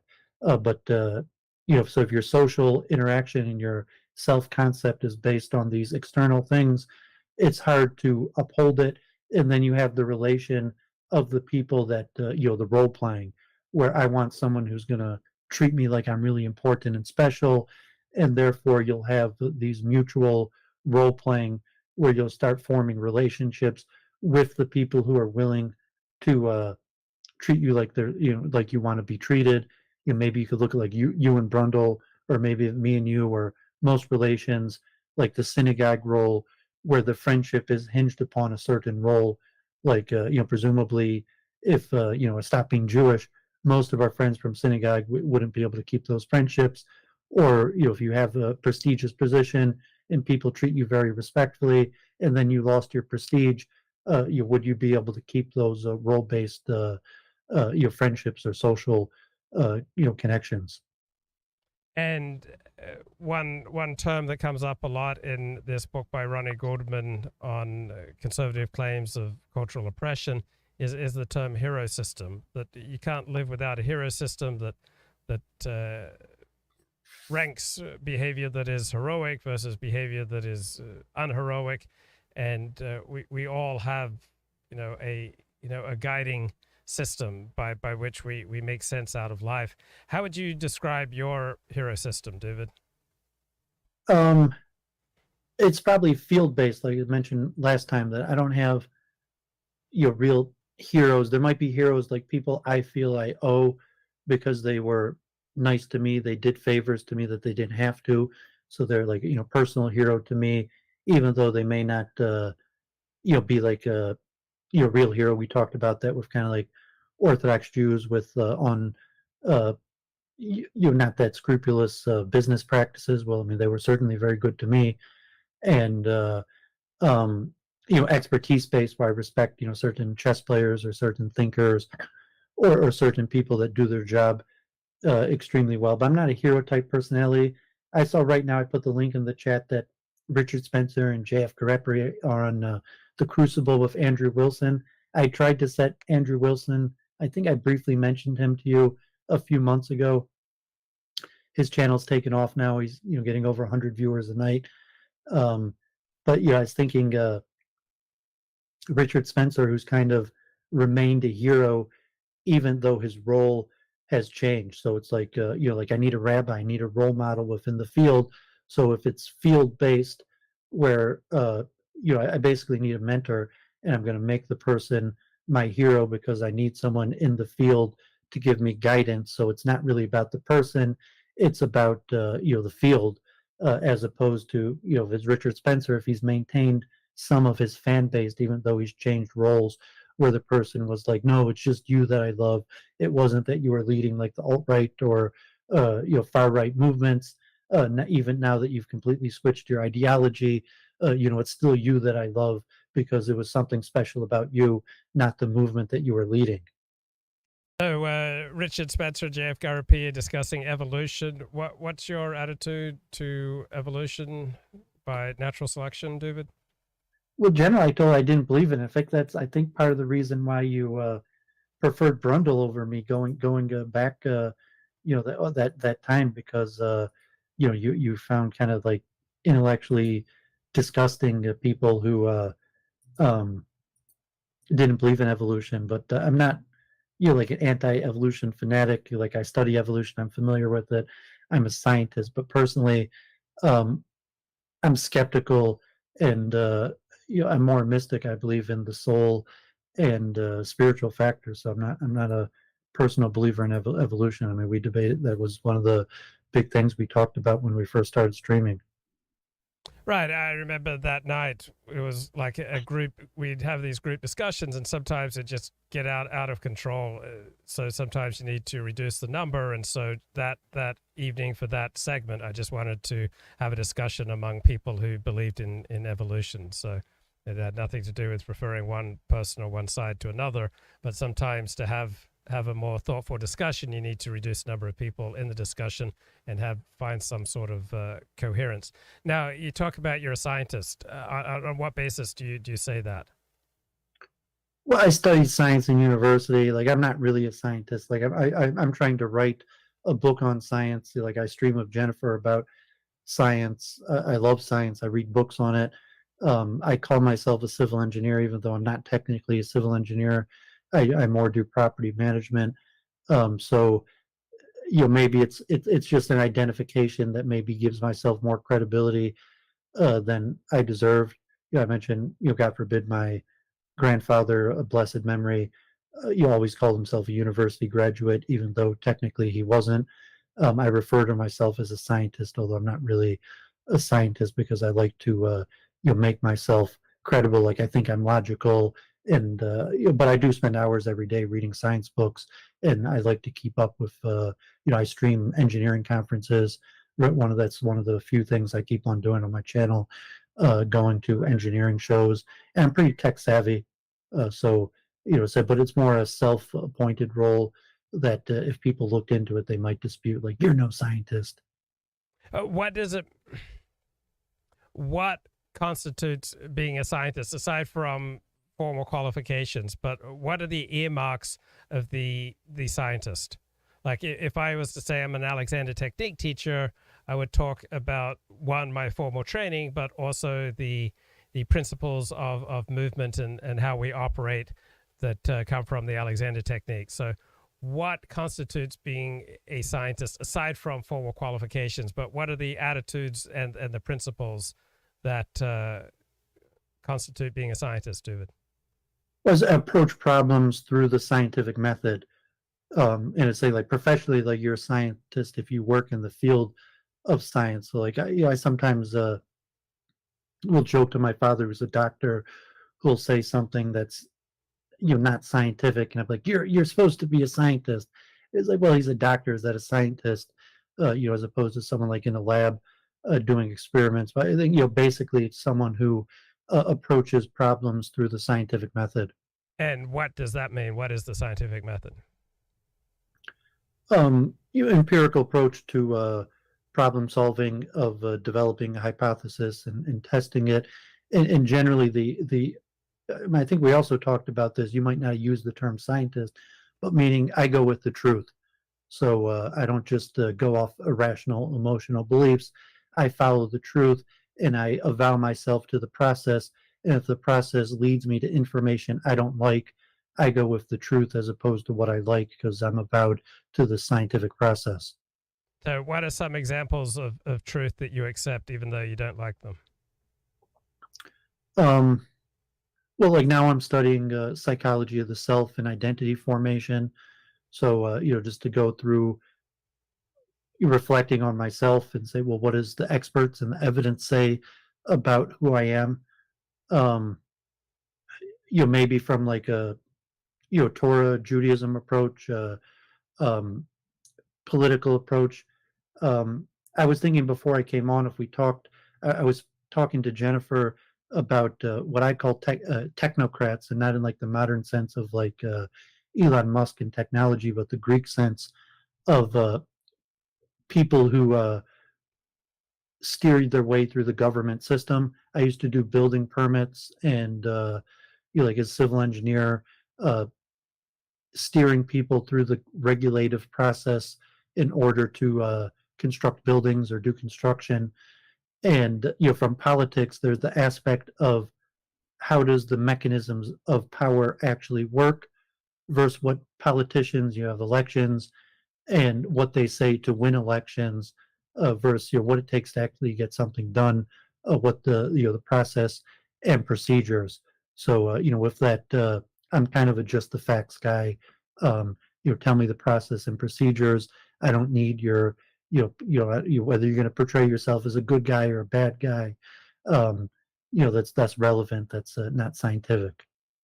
So one of the most painful truths that I came to accept with great reluctance was that in my life experience, I didn't see that Orthodox Jews are any more likely to be ethical or moral than non-Orthodox Jews or even just regular non-Jewish Americans. So that was quite disturbing to me. That was a very painful truth. Do you think that what I just said is accurate, inaccurate? I learned that young at like 21. I was in New York, and I could recall a handful of times like, you're supposed to be an Orthodox Jew. And, saying like, nah, but I mean, living in Brooklyn where there's hundreds of thousands of Hasidim and, seeing there's violence. And I mean, say Orthodox Jews in many ways are probably more upstanding in many ways. But no, I learned that pretty quick. And you said people are people. There's a rule. There's a system of rules. Just because someone's wearing a yarmulke or even davens doesn't necessarily mean that they're not going to steal or be mean or various things. So, but yeah, it did hit me. I went through that process of especially because there were certain Orthodox Jews that exemplified the teachings and were extremely nice to me and went out of their way to be nice to me. But I quickly learned that you couldn't assume that all Orthodox Jews were going to be like that.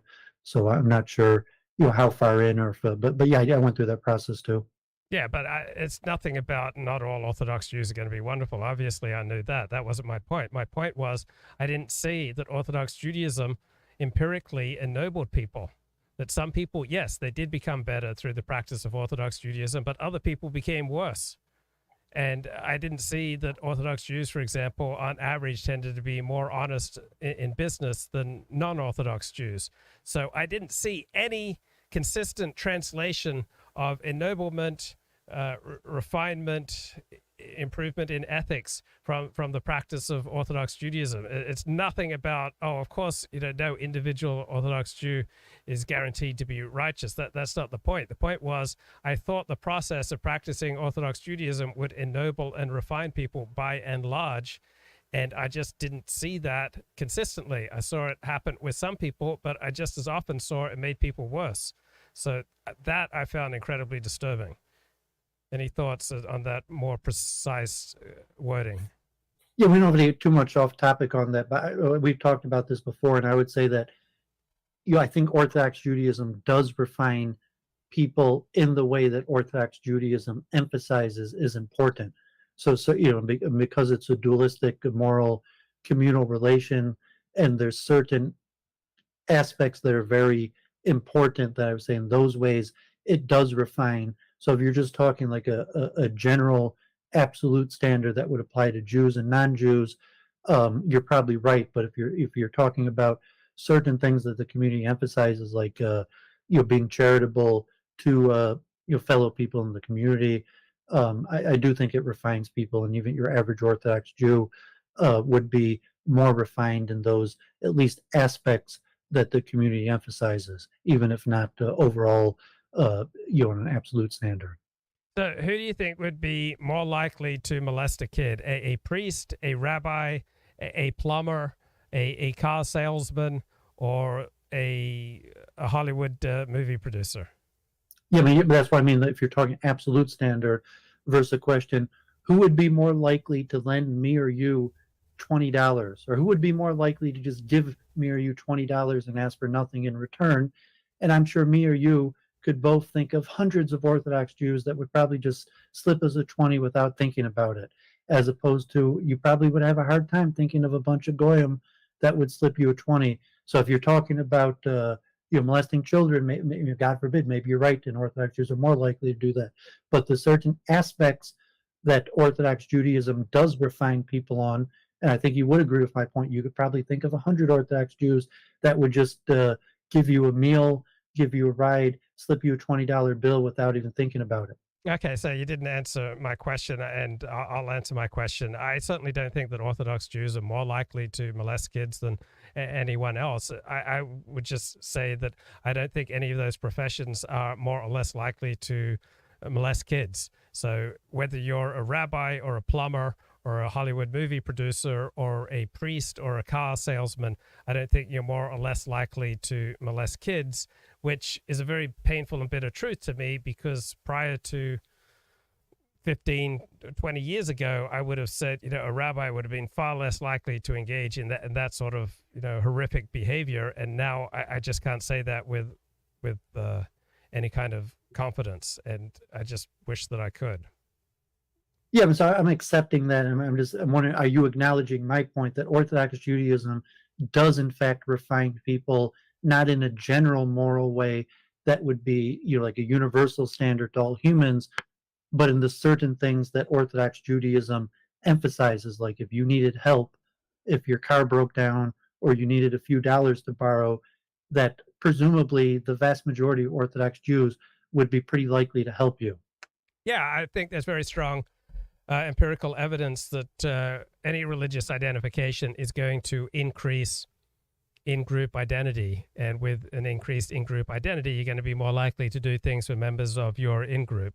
So whether you're an Orthodox Jew, or you're a Mormon, or you're a Muslim, or you're a Methodist or a Roman Catholic, the stronger your religious identity, that means the stronger your in-group identity. The stronger your in-group identity, the more likely you are to do things for your in-group. So I don't think it actually has much to do with Orthodox Judaism. Being a strongly identifying member of any religion, you'll be more likely to do things for your in-group. But Orthodox Judaism emphasizes charity. So if you think like Hinduism doesn't emphasize charity, I'm not sure your average Indian would think that they could call or ask someone for financial help or in a situation of help, because it's not something that's emphasized within the system. Maybe, like Islam or Christianity also emphasizes that. But I'm saying there are certain things that Orthodox Judaism emphasizes, and in those things that it emphasizes, your average Orthodox Jew is factually refined. So that means even, a scumbag Orthodox Jew at your local synagogue is going to be more likely to lend you $20 than maybe, the average goy that you know. If you're just classified that in groupness.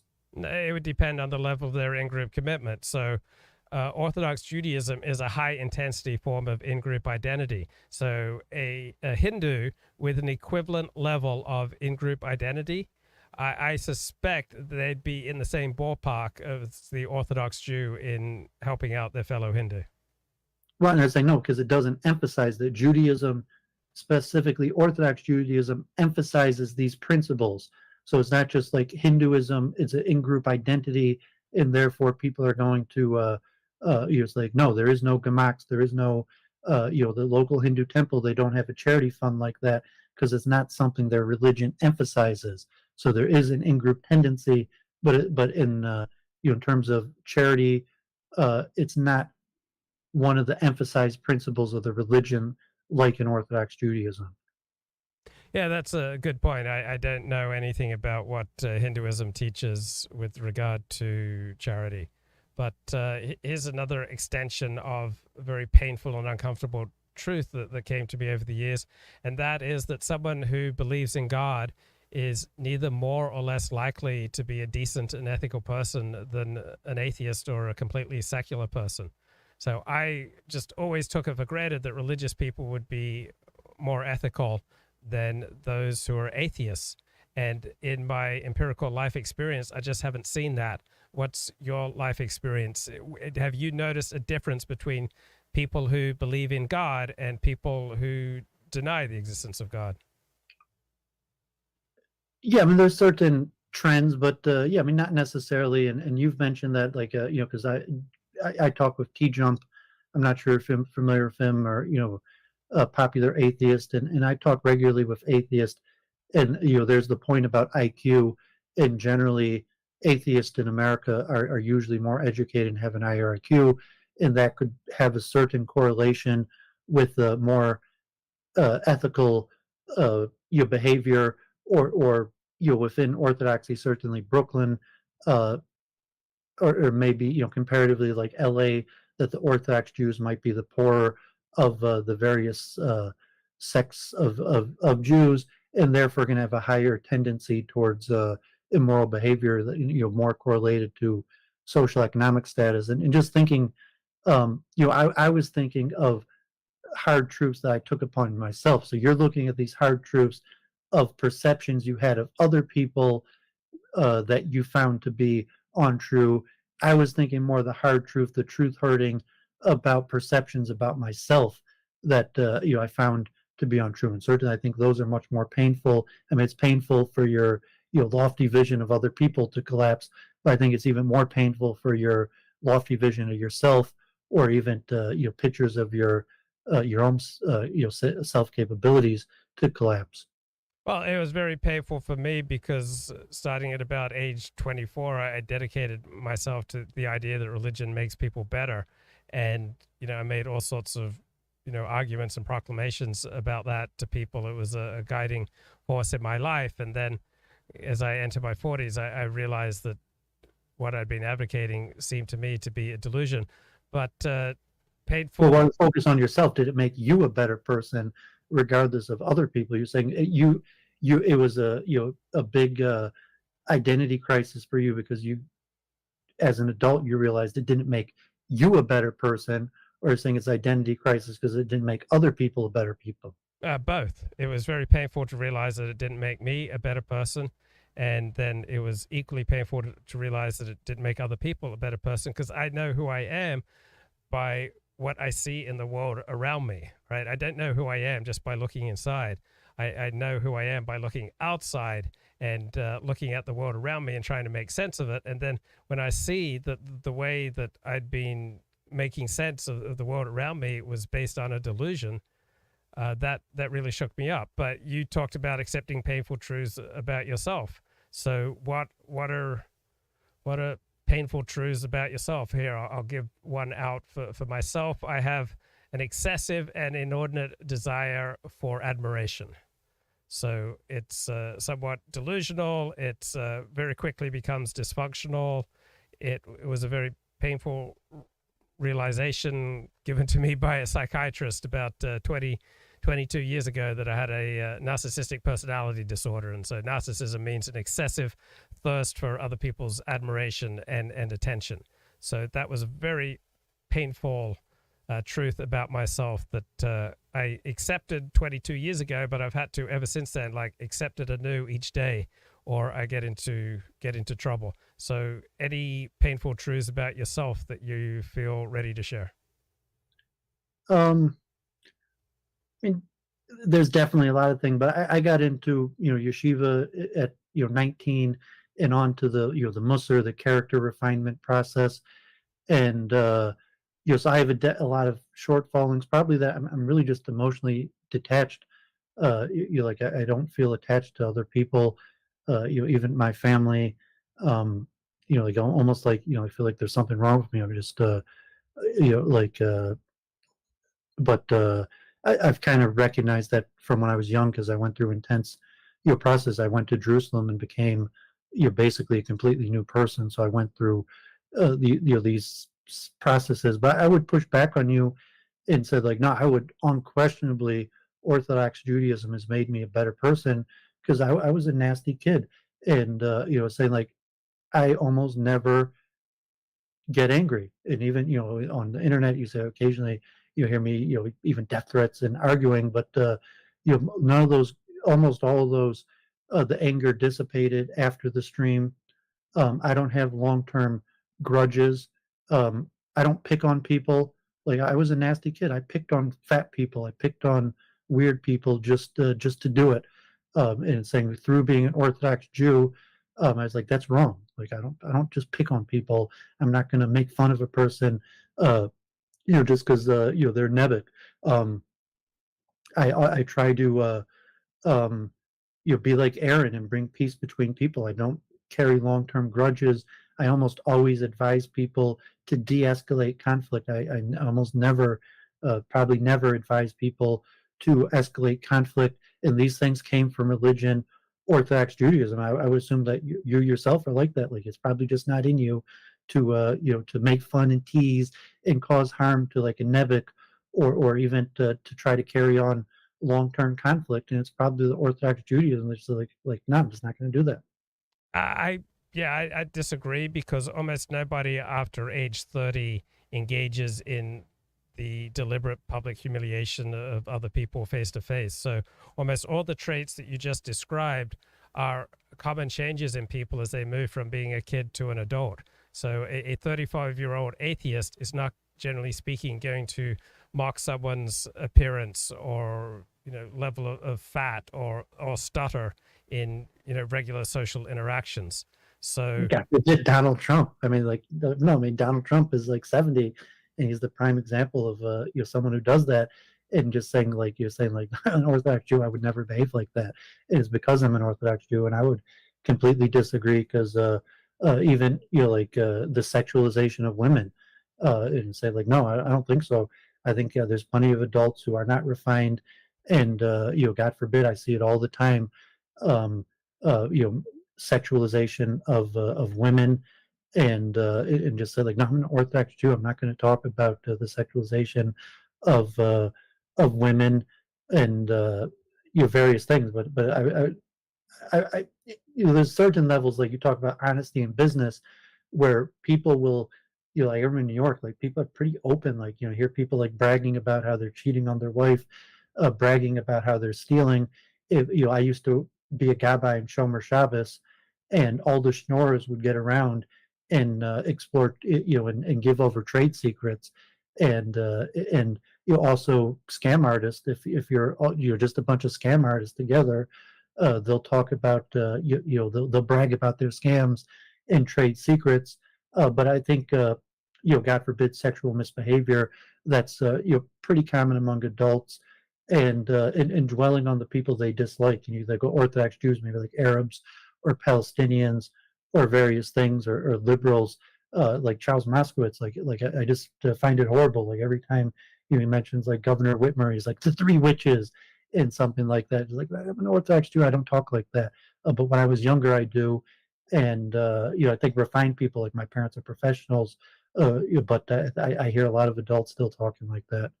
Yeah, well, how would your behavior be concretely different now between being an Orthodox Jew and being an atheist? You would not be engaging in the same bullying and mean behavior that you did as a kid if you are now an atheist at what are you, 40 years of age?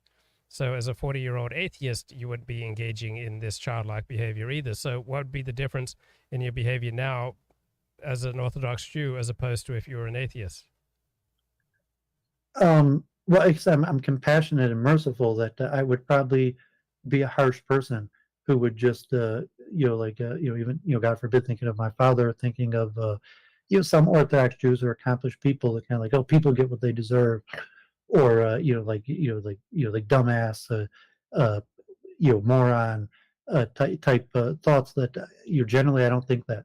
I don't think about people and think that they deserve their own suffering, or like moron, type thing that I think a lot of people. And if I was an adult, I would probably, if I was single, maybe I'd be going to bars, womenizing, like I was in New York, and you probably know better than almost anybody, where people will plot out their, their womenizing, and so to say, their sin, and if you're a 40-year-old atheist in New York right now, Dooovid, you would not be out there womanizing. I mean, that wouldn't be a realistic option. So if I was single with children, of course I would. I lived in New York City, saying the average age of most people in bars is like 40s or 50s. I mean, you have some younger people, but no, I mean, absolutely. There's 40, 50-year-old men on the prowl, and like, God forbid, you'd be trying to, the game probably in Hollywood in New York is to have sexual relations, every night as often as possible. And I think that, relatively, that's probably what half of people in Manhattan do. Probably in LA, where you're out there, there's probably, But we're talking about you. You wouldn't be in a bar even if you're an atheist picking up women. That's not who you are, and it has nothing to do with your Orthodox Judaism. You're just not. That just wouldn't be a realistic option for you at age 40. I wouldn't be compassionate though. Because no, it would be. No, I'm saying like most people are. I'm not talking about most people. I'm talking about you. You're not the type of personality who's going to be happy hanging out in a bar at age 40, trying to pick up women. No, it's not my personality. I'm just saying that. But I would probably be. Like I wasn't when I was younger, before I went to Israel and became Orthodox Jew. I wasn't compassionate at all towards other people. Like it wouldn't have bothered me to But see we're not people. talking about your younger self. You keep wanting to slip away from a very simple question. The difference is not between yourself now and your younger self. The question is yourself now as an Orthodox Jew versus yourself now as an atheist. How old are you? Are you approximately 40 years of age? 44. Okay, 44. So a 44-year-old Dooovid, okay, if you were completely secular, I just don't picture you being at ease and happy hanging out in bars trying to pick up chicks. Well, I don't know what I would have been like had I not became Orthodox, but I was saying that I know that I worked on certain character traits, and it was because of my Orthodoxy that I worked on them, such like developing the trait of compassion, Lashon Hora. I don't think I would be careful about Lashon Hora, maybe a little bit. I don't think I would have been compassionate because I know I had to really work hard on those things. And on the other hand, I'm sure there are ways that you're a more refined person because of your Orthodox Judaism. But on the other hand, you've missed out on a lot of social connections by living in a much more narrow world. So if you were an atheist, you would have a larger life. You'd have more social connections. You wouldn't be able to retreat to an insular world. And so as having a larger life, that would also rub off some of the harsher edges to your personality, and that in and of itself would have a refining effect. When you have a larger life, when you're mixing with a wider variety of people, when you're more engaged with the general populace, that also has a refining effect. I mean, to some extent, I think it was the opposite. Even here, that I'm, you're kind of introverted that and don't do much. But no, I think it's the yarmulke and being an Orthodox Jew that actually led me to experience much more, especially in Manhattan, where I did all sorts of things like party promoting, involved in drug dealing, even cocaine addict, party promoting, managing rappers and concerts. It was something I wouldn't have had myself. That it was that I was under the yarmulke of an Orthodox Jew. That it was me as an Orthodox Jew dealing with people as a Jew that gave me the confidence to do these things. Even when I go to engineering conferences, it's still, I think, like the power of the yarmulke that gives me the courage to go to these conferences and go table to table and just speak to people, because people ask, "Oh, you're Jewish," and like, "Yeah, I'm Jewish," and that's what gives me the confidence to kind of get over my introversion. I mean, maybe you didn't suffer introversion like that, but I think without my yarmulke, I don't know if I would have and I've done more things than a lot of people. Like I was right there in the middle of Manhattan and seen a lot of things, and even here in Detroit, I saw Congresswoman Debbie Dingell. I know almost all the politicians and wealthy business people, and it's the power of my yarmulke that gives me the courage to walk over them and speak to them. I read your book. Maybe it's the same for you too. If you were just Luke Ford, would you have interviewed those people? But like I read your book, and it's like, no, it was the power of your yarmulke and being under the mantle of Orthodox Judaism that gave you the courage to be like, I want to speak to you, I want to interview you, I want to find out about you. I mean, you don't see that like that? I'm sure that plays a role, but it both gives you the strength and the energy to extend yourself, but it also The has identity. Yeah, they're saying that they like, okay, if you just I'm Luke Ford versus I'm Luke Ford, an Orthodox Jew. So it gave me the identity, like, who are you? And saying, well, I'm an Orthodox Jew. That's who I am. Well, And it's saying, like, you didn't feel like that when you interviewed. I mean, I think you said you wore your yarmulke always when you interviewed those people, when you contacted those people. And if they were like, well, who the hell are you? And well, I'm an Orthodox Jew. That's who I am. And I think that identity largely was what gave me the confidence to get out there and in the middle of the things that I got in the middle of. Well, I've interviewed thousands of people without a yarmulke. I've interviewed thousands of people with a yarmulke. It comes with advantages and disadvantages. So, to what extent, what's been more influential? Your personality leading you towards the practice and life of an Orthodox Jew, or Orthodox Judaism shaping your personality? A combination of both, because there were a lot of things about my personality I had to really change, and it was because I saw that this is what Orthodox Judaism teaches that I changed. And there were probably especially like Haredi culture, where it's like I was never much for small talk or social normities. So just kind of you go into shul, and the guy says Kaddish Baruch Hu, and you don't have to do small talk, or what are you doing there? So I was able to fit in, like, these are the rules, I follow the rules, and as opposed to social conventions like sports or the normities that people talk about. And even as an excuse, like I said, okay, I was kind of a nerdy introvert anyway, so I probably wouldn't have been going to bars, picking up women, but saying that the being under the yarmulke gave me an identity to be like, well, what are you doing here? Well, like, I'm an Orthodox Jew, and like I said, speaking to powerful people, speaking to politicians, being curious, like well, why do you care so much about politics and current events and what's going on? And so the Orthodox Jewish identity, I think, in many ways, is quite empowering. Even on the business that I worked in, fields of the stock market, trading, construction. That the Orthodox identity is certainly, for certain things, empowering. But at the same time, you've also stepped back frequently from Orthodox Judaism. So what is it about Orthodox Judaism that leads you to step back from your level of involvement?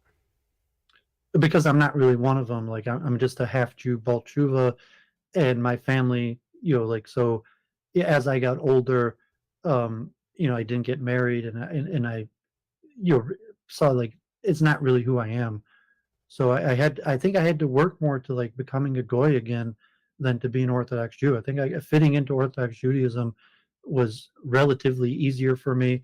I felt the comfort of being just another guy under a yarmulke, but at a certain age, like, I was Dooovid the Baal Tshuva, and like I wasn't married, and thank God my family's relatively successful, and they never really thought it was a good idea for me to be an Orthodox Jew. So I kind of had to reinvent myself as a half Jew, kind of out of necessity. I reinvented myself as a half Jew because I failed as an Orthodox Jew. Okay, great. I think I'm going to wrap up for tonight. Do you have any final words for this evening? Yeah, nice talking. I kind of like these public psychoanalysis. Like, I think I mentioned that as a direction in streaming. And, I think me and you have been in the game a while enough. We don't mind taking the punches, being out there, and, doing the public psychoanalysis. So, it was fun. Nice talking. Blessings.